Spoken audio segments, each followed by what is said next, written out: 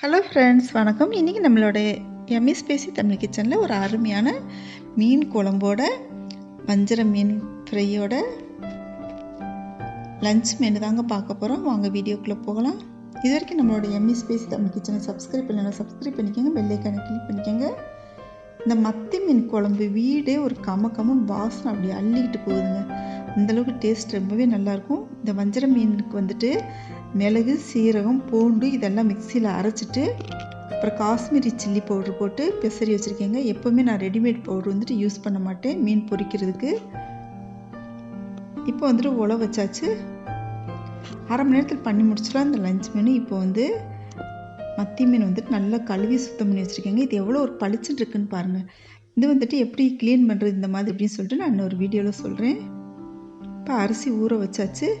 நம்ம சமைக்கிறதுக்கு ஒரு அரை மணி நேரம் முன்னாடி இது மாதிரி அரிசி ஊற வச்சுட்டு நம்ம சமைச்சோன்னா சாதம் வந்துட்டு பஞ்சு மாதிரி உதிரியாக இருக்குங்க. இப்போ வந்துட்டு இந்த மீன் குழம்புக்கு என்னென்ன தேவைன்னு பார்த்துக்கலாம். 4 பச்சை மிளகா, கொஞ்சம் மல்லித்தலையை கட் பண்ணி வச்சுருக்கேன். அப்புறம் ஒரு மல்லித்தலையை கொஞ்சமாக முடிச்சு வச்சுருக்கேங்க. அப்புறம் வந்து 2 தக்காளி பொடியை கட் பண்ணி வச்சுருக்கேன். ஒரு பெரிய வெங்காயம் கட் பண்ணி வச்சுருக்கேன். என்கிட்ட சின்ன வெங்காயம் இல்லை, சின்ன வெங்காயம் இருந்தால் போட்டுங்க, டேஸ்ட் ரொம்ப நல்லாயிருக்கும்.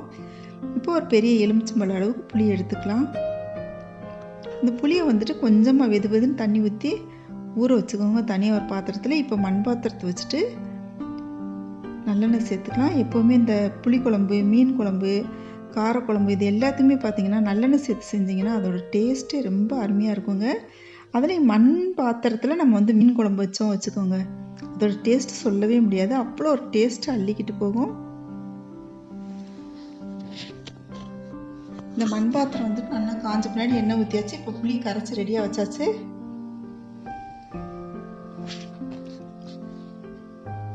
புளி கரைக்கிறதுக்கு முன்னாடி கொஞ்சம் வெதுன்னு தண்ணியில் நீங்கள் ஊற வச்சிங்கன்னு வச்சுங்க, வேஸ்ட் ஆகாமல் இருக்குங்க. புளி நல்லா கரைச்சிடலாம். இப்போ வந்து கடுகு, வெந்தயம் சேர்த்தாச்சு. உளுந்தம்பருப்பு கொஞ்சம் சேர்த்தாச்சு. அது ஒரு பக்கம் பொரியட்டும். அங்கே உலை வச்சாச்சு. இங்கே வந்துட்டு மீன் வந்துட்டு ஃப்ரை ஆகிட்டுருக்கு.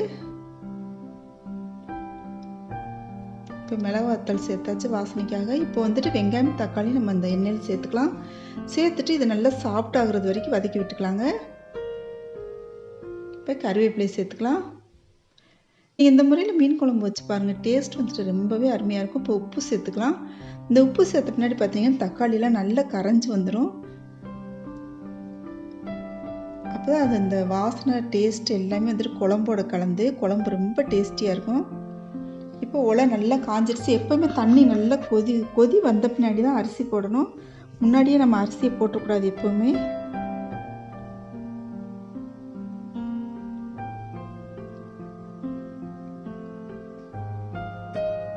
இப்போ மேலே ஒரு தட்டு வச்சு கரண்டி வச்சு விட்டோம் அப்படின்னு சொன்னால் எது மேலேருந்து அந்த பானைக்குள்ளே எதுவும் விழுந்துடாமல் இருக்குங்க. அந்த பக்கம் எண்ணெய் காஞ்சிட்ருக்கு வஞ்சரம் ஃபிஷ் ஃப்ரைக்காக.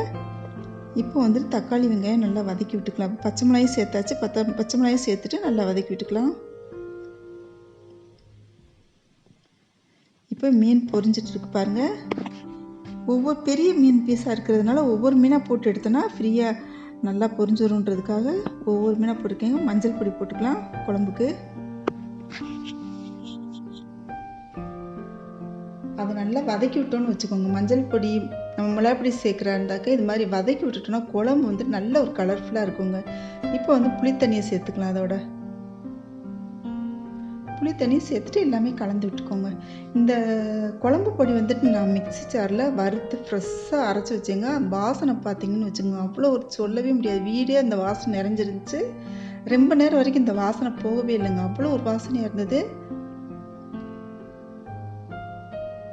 உங்களுக்கு இந்த குழம்பு மசாலா பொடி லிங்க் வந்துட்டு டிஸ்கிரிப்ஷன் பாக்ஸில் தரேன், பார்த்துக்கோங்க. இப்போ வந்துட்டு 3 ஸ்பூன் குழம்பு பொடி சேர்த்துருக்கேங்க. இப்போ தண்ணி சேர்த்துக்கலாம். குழம்புக்கு தேவையான தண்ணி சேர்த்துக்கலாம். சரி, உங்ககிட்ட குழம்பு பொடி இல்லை, மசாலா பொடி அரைக்க முடியாது அப்படின்னு சொன்னாக்க 1.5 ஸ்பூன் மல்லித்தூள் போட்டுக்கோங்க.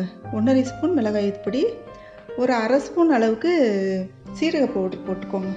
பாருங்கள், சாதம் பொங்கி வடிஞ்சிருச்சு. அந்த பொங்கி வரும்போதே நம்ம வந்துட்டு சிம்மில் இறக்கி வச்சிட்டோன்னா வெளில தண்ணி வடியாமல் இருக்குங்க. இப்போ கொஞ்சம் குழம்பு திக்கு பத்தாதனால இன்னொரு ஸ்பூன் குழம்பு பொடி போட்டாச்சு. நீங்கள் அதை பார்த்துட்டு போட்டுக்கோங்க. காரம் புளிப்பு எல்லாம் கரெக்டாக இருக்குன்னு சொல்லிட்டு பார்த்துட்டு போட்டுக்கோங்க. இப்போ வந்துட்டு நான் முடிஞ்சு வச்சுருந்தேன் இல்லையா மல்லித்தலை, இது போட்டோன்னு வச்சுக்கோங்க, குழம்பு வந்துட்டு அவ்வளோ ஒரு வாசனையாக இருக்குங்க. இப்போ ஃப்ரை ஆகிட்டுருக்கு. வஞ்சரம் ஃபிஷ் வந்துட்டு அவ்வளோ நல்லாயிருக்கும். வஞ்சரம் ஃபிஷ் வந்துட்டு இப்போ எடுத்தாச்சு. எடுத்து வந்துட்டு ஹாட் பாக்ஸில் எடுத்து வச்சுட்டேங்க நான்.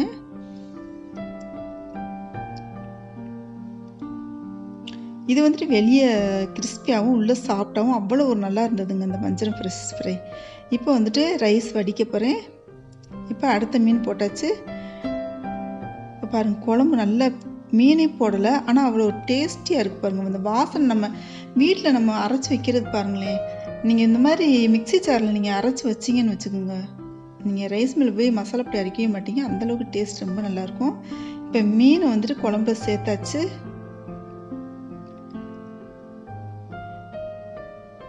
கொஞ்சம் நல்லா கலந்து விட்டுக்கோங்க. பாருங்கள், இப்போ பாதி வெந்து வந்துருச்சு மீன். நம்ம இந்த மீன் போட்ட பின்னாடி ஒரு 7 நிமிஷம் இருந்தால் போதுங்க. இப்போ அவ்வளோதான், மீன் குழம்பு ரெடி ஆயிடுச்சு. நம்ம முதல்ல அந்த முடிச்சு போட்டோம் இல்லையா, அதை எடுத்தாச்சு. மல்லித்தலை இப்போ வந்துட்டு நம்ம ஃப்ரெஷ்ஷாக பொடியை கட் பண்ணி வச்சுருந்த மல்லித்தலை போட்டாச்சு. குழம்போட வாசனை பாருங்கள், வீடு மொத்தத்துக்கு பரவே அவ்வளோ நல்ல வாசனையாக இருக்குது. இப்போ நல்லெண்ணெய் இறக்குறதுக்கு கொஞ்சம் முன்னாடி நல்லெண்ணெய் சேர்த்துக்கலாங்க. இது வந்துட்டு குழம்போட சுவையை அதிகப்படுத்தி கொடுக்கும். பாருங்கள், பார்க்கும்போதே அவ்வளோ ஒரு யம்மியாக அவ்வளோ ஒரு சூப்பராக இருக்கு பாருங்கள் மீன் குழம்பு. இப்போ பாருங்கள், சாப்பாடு ரெடி ஆயிடுச்சு. மத்தி மீன் குழம்பு கம்மன் வாசனையோட சண்டே ஸ்பெஷல் வஞ்சரம் ஃபிஷ் ஃப்ரை ரெடி ஆயிடுச்சுங்க. சாதம் வந்துட்டு ரொம்ப சூடாக இருக்குங்க, கையில் தொடவே முடியலை. இப்போ சாப்பிட்டு பார்க்கலாம். அவ்வளோ ஒரு டேஸ்ட் வந்துட்டு அருமையாக இருக்குது பாருங்கள். டேஸ்ட் வந்துட்டு அந்த மீனோட வாசனை ஃப்ளேவர் எல்லாமே இறங்கி, அந்த டேஸ்ட் எல்லாமே இறங்கி அவ்வளோ நல்லா இருக்குங்க. இந்த மத்தி மீன் குழம்பு டேஸ்ட் ரொம்ப நல்லா இருக்கு.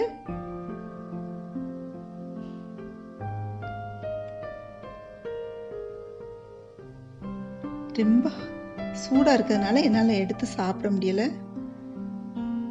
அவ்வளோ நல்லா இருக்கு. சுட சுட மத்தி மீன் குழம்பு ஊற்றி வஞ்சரம் ஃபிஷ் ஃப்ரை வச்சு நம்ம இந்த சண்டே வந்து சாப்பிடலாம்.